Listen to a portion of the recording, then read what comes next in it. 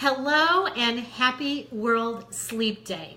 This is one of the videos you're gonna love me for, because I'm not telling you how to eat, what to eat, when to eat. Well, sort of a little bit, but we'll get to that. But we're celebrating sleep, and so I have my little sheep friends. But this is not about sheep.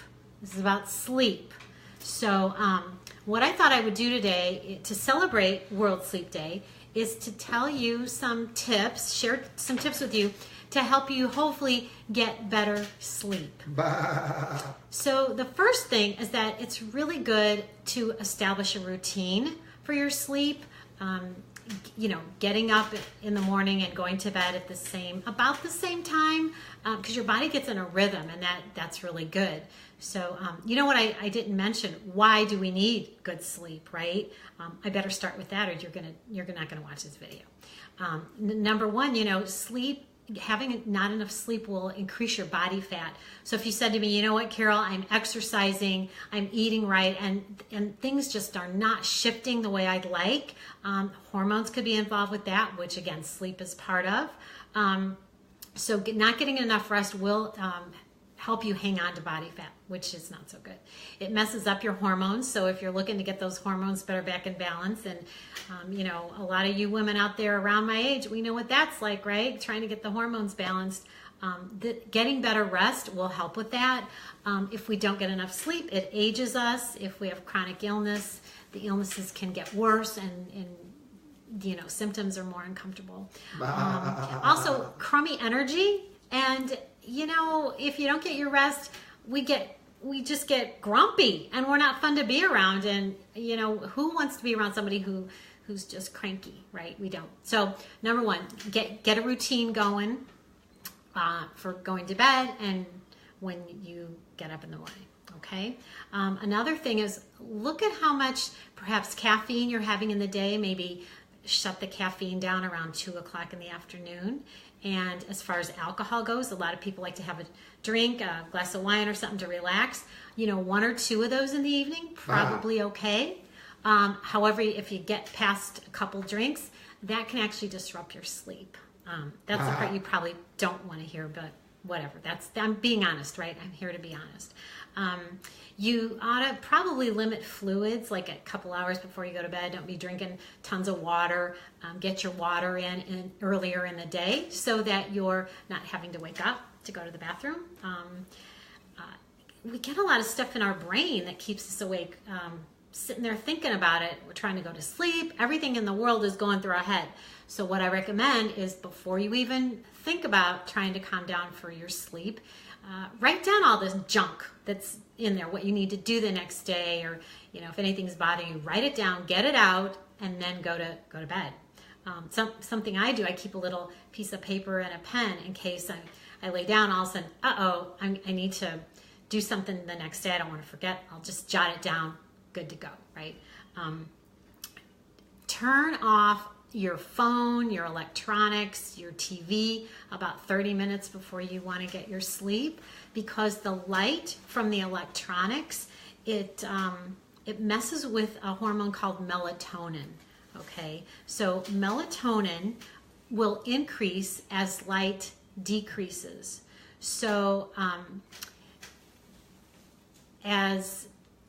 if you're got too much light going on, the melatonin, it messes with your sleep. So you want to make sure that it's dark. So as things get darker in your day, that's when your body produces the melatonin so that you can get to sleep, right? Some gentle movement before you go to bed, maybe for just 5 or 15 minutes, stretching, deep breathing, meditating. You could read something calm, something calm. And if you go to bed before midnight, for every hour you get to sleep before midnight, it's like getting 2 extra hours after midnight. So that's pretty good. 7 to 9 hours is really a good recommended amount of sleep. The minimum of 7. I know that's sometimes tricky to do. So here's my recommendation. If you say, I sleep, hello, little lamb. Yeah. So if you typically sleep maybe 6.5 hours or 6 hours or whatever, try adding even 15 minutes to that till that gets a little easier for you. Again, developing the habit. If you saw my last video, 66 days. So keep implementing smaller amounts of time. If a half hour seems like too much, do what you can. Simply practice working on getting more sleep. Practice more sleep.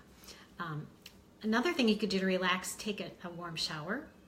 Soak in a bath with some Epsom salts, because the magnesium, which is what Epsom salt is, helps the body relax, helps the muscles relax, kind of calms you as well, so you can get some sleep. You can sure drop a little nice calming oil, essential oil in there to smell good if you like. Keep your room cooler when you sleep. About 67 is good. Some guys probably like it 60. Women are like, no, I need it 70. However, you do sleep better when it's a little bit cooler in the room. And again, if you have the phone in your room, flip it over, put it farther away from your head. That electronic stuff at night isn't so good. And you want to keep your room as dark as possible, again, so that you get the melatonin, so that you get to sleep. When that alarm goes off, the best thing you can do is get the feet on the floor as fast as you can. Do not hit snooze. Your day's going to go better. Just been doing some reading again about the most successful people. When they decide that they need to get up in the morning, they just do it. They're not thinking about it. They're like, I need more sleep. They get out of bed and they get moving on their day and get it going.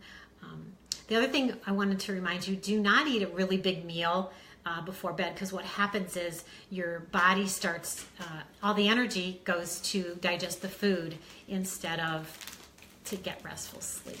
So if you eat pretty well balanced fat, protein, and carbohydrate meal, maybe a couple, 3 hours before you're going to go to bed, so it can digest.